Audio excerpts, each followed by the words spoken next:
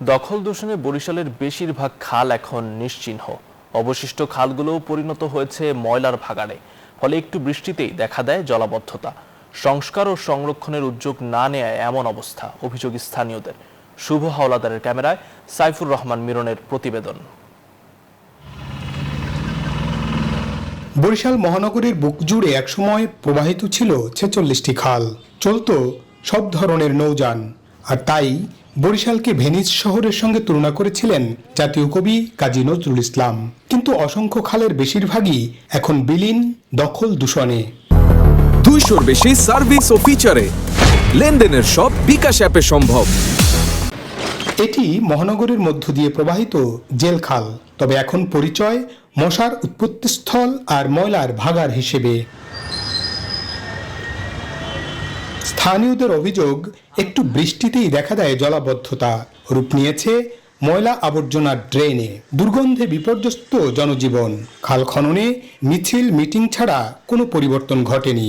এখানে আমরা গোসল করতাম, খাল ছিল পরিষ্কার, বিভিন্ন স্যানিটারি লাইন, টয়লেটের লাইন সব এই খালের ভিতরে দেওয়া। পরিষ্কার করতে ধরেন কোটি কোটি টাকা লাগে, হ্যাঁ তো দেয় সরকার, কিন্তু দিলে কামায় কি?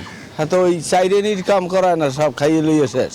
জলাবদ্ধতা নিরসন ও কৃষি উপযোগী করতে খালগুলো সংস্কার ও সংরক্ষণের উদ্যোগ নেওয়ার দাবি নগরবাসীর।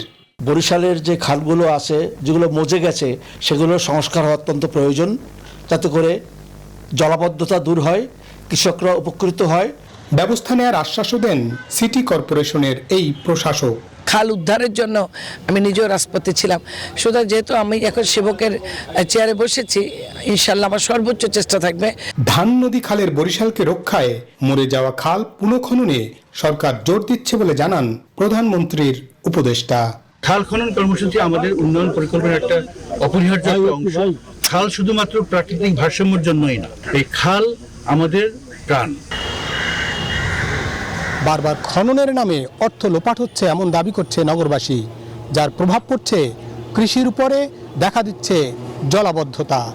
দ্রুত খাল খনন, সংস্কার, সংরক্ষণে উদ্যোগ নেয়ার দাবি করেছে নগরবাসী। সাইফুর রহমান মিরন, নিউজ 24, বরিশাল।